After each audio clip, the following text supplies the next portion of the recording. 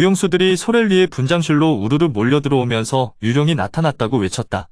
소렐리는 미신을 잘 믿는 여자였다. 그래서 유령이 나타났다는 말을 듣고 오싹함을 느꼈다. 오페라 극장에는 몇 달 전부터 유령이 검은 옷을 입고 여기저기 그림자처럼 돌아다닌다는 이야기가 나돌고 있었다. 사람들은 그때부터 오페라 극장 안에서 기분 나쁜 일이 일어날 때마다 유령짓이라고 탓하기 시작했다. 그리고 오페라 극장 안에서 일하는 사람들 중에 유령을 직접 봤다는 사람들이 나오기 시작했다. 소렐리는 이 끔찍한 저주가 걸린 건물을 최대한 보호해보자는 차원에서 앞뜰에 있는 경비실 앞 테이블 위에 애군을 막아준다는 말발굽 편자를 놓아두기까지 했다. 무용수들이 소렐리의 분장실로 우르르 몰려 들어온 그날 저녁은 오페라 극장에서 특별 공연이 있었다.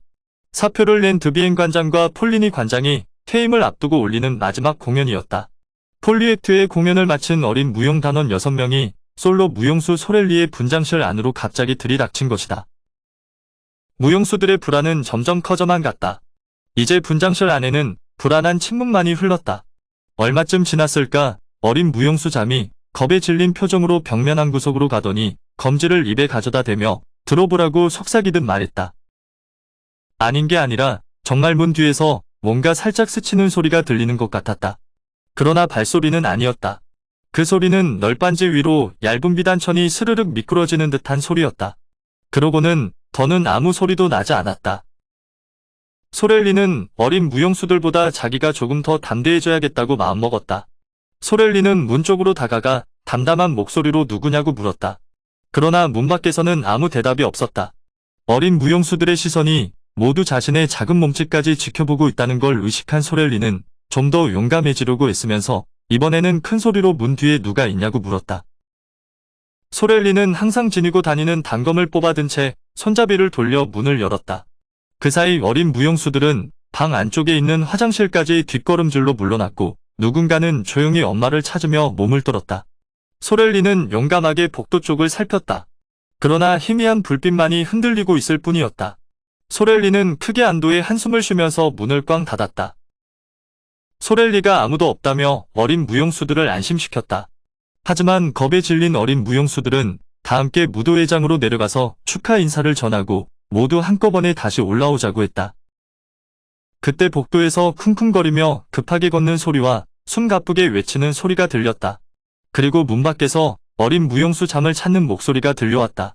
그 소리를 들은 잠은 자기 엄마라며 문을 열어줬다. 남자처럼 덩치가 좋고 위풍당당해 보이는 한 부인이 분장실 안으로 들이닥쳐서는 신음 같은 소리를 내며 소파에 털썩 주저앉았다. 그녀는 겁에 질린 표정으로 조제프 비케 감독이 죽었다고 말했다. 그 순간 소렐리의 분장실 안은 놀라서 내지르는 비명과 겁에 질려 무슨 일이냐고 수군거리는 소리로 가득 찼다. 그녀는 조제프 비케가 지하 3층에서 목을 매달고 죽었다고 했다. 그런데 더욱 끔찍한 건 시체를 발견한 기술자들 말에 따르면 조제프 비케의 시체 주변에서 장송곡 비슷한 소리가 들렸다는 것이다. 순간 분장실 안에 있던 어린 무용수 지리가 유령의 짓이라고 소리쳤다. 주변의 동료들도 겁에 질린 채 나직한 소리로 확실한 유령 짓이라고 중얼거렸다. 소렐리의 얼굴이 창백해졌다. 아무래도 오늘 밤에 환송시를 읽을 수 없을 것 같다며 그녀가 말했다. 그러자 자매 엄마가 테이블 위에 아무렇게나 놓인 작은 잔에 술을 비우며 지하실에 유령이 있는 게 분명하다고 말했다. 그러나 진실은 조제프 비케가 어떻게 죽었는지는 알 수 없었다는 점이다. 조사를 하긴 했으나 정확한 것은 밝혀내지 못했다. 오페라 극장 사람들은 모두가 조제프 비케 기술 감독을 아주 좋아했다. 그래서 이 끔찍한 소식은 순식간에 극장 전체로 퍼져나갔다. 어린 무용수들은 마치 겁에 질려 목동 주변에 모여있는 양떼처럼 소렐리를 둘러싼 채 분장실을 나가 무도회장으로 향했다. 소렐리 일행은 계단을 올라오던 필립 드 샤니 백작과 2층 층계참에서 마주쳤다. 필립 백작은 소렐리를 만나러 가는 길이라고 했다. 이 당시 필립 백작과 소렐리가 사귀는 사이라는 말이 세간에 돌고 있었다. 평소에 매우 침착한 성품을 가진 필립 백작은 이날따라 몹시 흥분한 상태처럼 보였다. 필립은 소렐리에게 크리스틴 다이의 성공적인 공연에 대해서 이야기했다. 그 말을 옆에서 듣고 있던 매그 지리는 크리스틴 다이는 6개월 전만 해도 뻣뻣하게 굳은 모습으로 노래하던 소녀였는데 그럴 리가 없다며 놀라워했다. 모두가 무도회장 안으로 들어갔다. 그곳은 이미 사람들로 가득 차 있었다. 그리고 필립의 말은 사실이었다. 그날 저녁은 크리스탄 다이에게 파리 전체가 넋을 잃고 빠져든 날이었다. 사람들은 이날 몸이 아파서 나오지 못한 마르그리트 역의 카를로타를 대신하여 노래를 부른 크리스틴 다이의 이야기로 정신이 없었다. 이날 다이가 보여준 건 아무도 예상하지 못한 찬란하게 빛나는 새로운 마르그리트였기 때문이다. 그때까지만 해도 크리스틴 다이는 지나치게 화려하고 관능적인 느낌을 살짝 풍기는 카를로타의 마르그리트 곁에서 적당히 어울리는 시에벨 역만 맡았었다. 그런데 스페인 출신의 디바가 맡기로 되어 있던 이 공연에서 젊은 다이가 전혀 준비도 안 된 상태로 불시에 나타나 자신의 역량을 한껏 발휘해버린 것이다. 이는 특별 공연이 있었던 날 저녁 카를로타가 이해할 수도 설명할 수도 없는 이유로 불참했기 때문에 가능한 일이었다. 그런데 이해되지 않는 것은 카를로타의 불참만은 아니었다. 카를로타가 불참한 상태에서 드비엔과 폴리니는 왜 하필 다이에게 이 역을 맡겼을까? 그리고 다이는 왜 이제껏 자기 재능을 감추고 있었을까? 무엇보다 다이는 누구에게 배웠을까? 이 모든 게 정말 이해되지 않는 일이었다. 크리스틴 다이가 공연을 하던 시각, 필립은 자신의 전용 발코니석에서 아예 일어선 채로 이 열광적인 공연을 보았다. 필립 역시 브라보를 연발하면서 관객들의 열광에 동참했다. 이때 40살인 필립 옆에 이제 21살이 된 막내 동생 라울 드 샨이 자작이 함께 있었다. 라울은 해군사관학교를 졸업하고 르캥호의 공식 원정단 일원으로 임명되었다. 라울은 북극 탐험의 임무를 받고 출발까지 6개월 남은 휴가를 즐기는 중이었다. 필립은 막내 라울을 몹시 사랑하고 귀여워했다. 필립은 그런 동생에게 휴가 기간을 이용해서 파리의 진짜 모습을 보여주고 싶었다. 그래서 이날 공연에도 라울과 함께 온 것이었다. 이날 저녁 필립은 다이를 향해 한껏 갈채와 환호를 보낸 뒤 라울 쪽으로 몸을 돌렸다가 동생의 얼굴이 몹시 창백한 걸 보고 깜짝 놀랐다. 그때 라울이 필립에게 말했다. 저 여자 어디 아픈 것 같지 않아요? 그러고 보니 무대 위에서 누군가가 크리스틴 다이를 부축하고 있었다. 라울은 떨리는 목소리로 어서 가봐야 한다며 벌떡 일어났다. 필립이 흥분한 모습의 동생을 보고 어디를 가자는 것이냐며 놀라서 물었다. 라울은 그녀가 저렇게 노래한 건 처음 본다며 빨리 가보자고 필립을 재촉했다. 필립은 그런 라울의 모습을 호기심 어린 눈으로 쳐다보며 입가에 옅은 미소를 띄었다. 두 형제는 곧 회원 전용 출입구로 갔다. 그곳은 벌써 많은 사람으로 붐비고 있었다. 검은 정장의 수많은 사람이 무도회장으로 급히 가거나 배우들의 분장실 쪽으로 향했다. 기계 기술자들의 고함과 감독들이 격렬한 어조로 지시하는 소리가 한데 뒤섞여 몹시 시끄러웠다. 조금 전만 해도 위에선 크리스틴 다이가 대성공을 거두고 밑에선 조제프 비케가 죽었던 그 무대가 순식간에 북적거리는 사람들로 오도 가도 못할 정도로 꼭 막혔음에도 라울은 명쾌도 그 사이를 뚫고 재빨리 무대를 통과했다. 그날 저녁의 혼잡함은 그 어느 때보다 심했지만 라울 또한 어느 때보다 담대했다. 라울은 아주 어렸을 때 알았던 그 크리스틴이 자기 앞에 다시 나타난 날 이후로 두근거리는 심장을 진정시키느라 애썼다. 그리고 깊은 생각 끝에 크리스틴에게 느끼는 감정을 밀어내려고 했었다. 자신과 자신의 신념을 존중하는 라울은 아내가 될 여자만을 사랑하겠다고 맹세했었기 때문이다. 당연히 귀족인 라울은 여가수와 결혼한다는 생각은 한순간도 할 수 없었다. 그런데 크리스틴에 대한 감정을 떨쳐내려고 할수록 가슴이 아팠다. 마치 누가 그의 가슴을 열고 심장을 꺼내가버린 것 같았다. 그리고 그 빈자리는 크리스틴 외에는 그 무엇으로도 채울 수 없을 것 같은 공허가 느껴졌다. 간신히 동생을 따라가는 필립의 얼굴엔 계속 미소가 피어올랐다. 필립은 한 번도 라울을 크리스틴의 방으로 데리고 간 적이 없었다. 그런데 라울은 크리스틴의 방으로 향하는 길을 너무 잘 알고 있었다. 그러고 보면 필립이 평소 소렐리와 무도회장에서 담수하고 있는 동안 라울이 혼자 이곳까지 와봤던 거로밖엔 생각할 수 없었다.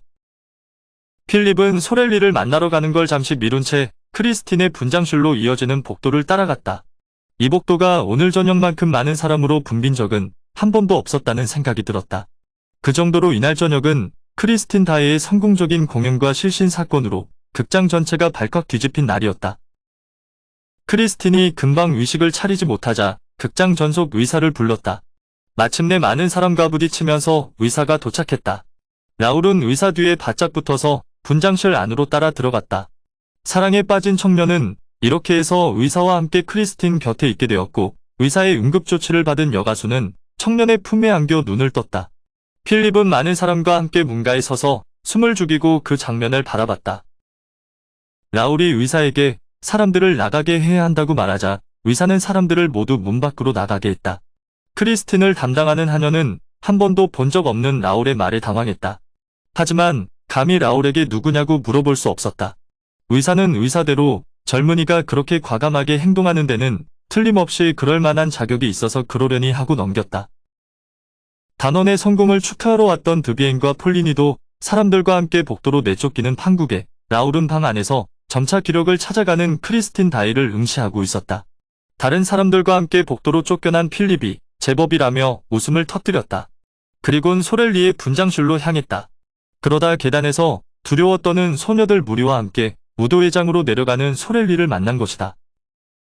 한편 분장실에서는 크리스틴 다이가 깊은 숨을 내뱉으며 깨어났다. 크리스틴은 라울을 보며 누구냐고 물었다. 라울은 무릎을 땅에 대고 크리스틴 손에 뜨겁게 입맞춤을 하고 나서 말했다. 당신의 스카프를 건지러 바다에 들어갔던 소년입니다. 그러나 크리스틴은 라울을 모르는 눈치였다. 당황한 라울은 크리스틴에게 개인적으로 할 이야기가 있다고 했다. 그러나 크리스틴은 혼자 있어야겠다며 방 안에 있는 사람들을 모두 나가라고 했다. 의사는 크리스틴에게 필요한 건 휴식이라며 라울과 하녀를 데리고 밖으로 나왔다. 밖으로 나온 의사와 하녀가 떠나고 라울은 혼자 남았다. 복도에는 아무도 없었다. 아마도 모두 무도회장에서 환송식을 하고 있을 게 분명했다. 라울은 크리스틴도 무도회장으로 갈 것이라고 생각하고 문 한쪽 구석, 적당히 어두운 곳에 몸을 숨긴 채 정적 속에서 혼자 기다렸다. 그런데 갑자기 라울의 머릿속에 한 가지 생각이 스쳤다. 혹시 크리스틴이 자기를 기다리느라 혼자 있겠다고 한 건 아닐까 하는 생각이었다. 크리스틴에게 개인적으로 하고 싶은 말이 있다고 자신이 말한 것 때문에 말이다. 라울은 크리스틴이 그 때문에 주변 사람들을 모두 물리친 게 아닐까 하는 데까지 생각이 미쳤다. 라울은 가까스로 호흡을 고르며 분장실로 다가갔다. 그리고 막 노크를 하려다 말고 안에서 무슨 소리가 들리는 듯하여 문에 귀를 바짝 갖다 댔다. 그때 그의 손이 툭 떨어졌다. 분장실 안에서 웬 남자의 목소리가 들려왔기 때문이다. 크리스틴, 당신은 나를 사랑해야 하오. 어떻게 내게 그렇게 말할 수 있어요? 난 오직 당신만을 위해 노래를 부르는데. 크리스틴이 떨리는 목소리로 대답했다. 라울이 무너지듯이 벽에 몸을 기댔다. 괴로웠다. 심장이 쿵쾅거리는 소리가 복도 전체를 울리는 것만 같았다. 라울은 요동치는 심장을 두 손으로 꽉 부여잡았다. 다시 남자의 목소리가 들렸다. 아주 피곤하겠군. 오늘 저녁 난 당신에게 내 영혼을 드렸어요. 죽을 만큼 힘들어요. 당신의 영혼은 정말 아름답소. 어떤 황제도 이런 선물을 받진 못했겠지. 오늘 저녁엔 천사들도 울었을 거요. 라울은 그 다음에 이어지는 말은 더 듣지 못했다. 그래도 라울은 자리를 뜨지 않았다. 오히려 들킬까봐 두려워 어두운 구석에 몸을 숨긴 채 그 남자가 분장실에서 나갈 때까지 기다리기로 했다. 그 시간 라울은 사랑과 증오를 동시에 배웠다.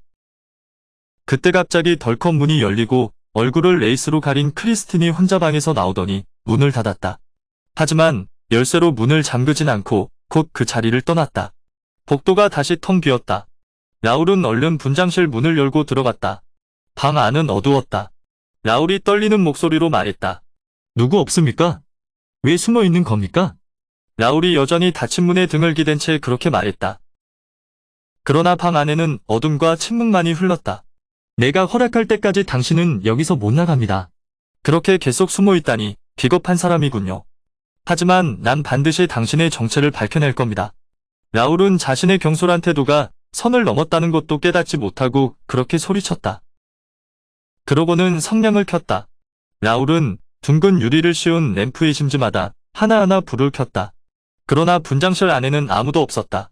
라울은 아무도 없는 분장실의 고요함 속에서 가스 등의 심짓하는 소리만 들으며 10분 동안이나 그렇게 가만히 있었다. 그러다 라울은 어디로 가야 할지도 모르는 채 결국 방에서 나왔다. 아무 생각 없이 배회하는데 한순간 갑자기 싸늘한 공기가 얼굴을 스쳤다. 정신을 차리고 보니 그는 좁은 계단 밑까지 와 있었고 그의 뒤에는 인부들 행렬이 하얀 천으로 덮은 들것을 들고 고개를 숙인 채 계단을 내려오고 있었다. 이게 뭡니까? 라울이 물었다. 조제프 베케라는 기술 감독이요. 지하 3층에 있는 라오르의 왕 무대장치와 조명장치 사이에서 목매달아 죽었지 뭐요. 인부가 그렇게 대답하고는 출구를 향해 나갔다. 라울은 비켜서서 고개 숙여 인사하고는 그들을 뒤따라 출구를 나섰다. 오늘의 영상은 여기까지입니다. 영상이 도움이 되셨다면 구독과 좋아요, 알람 설정 부탁드립니다. 시청해주셔서 감사합니다.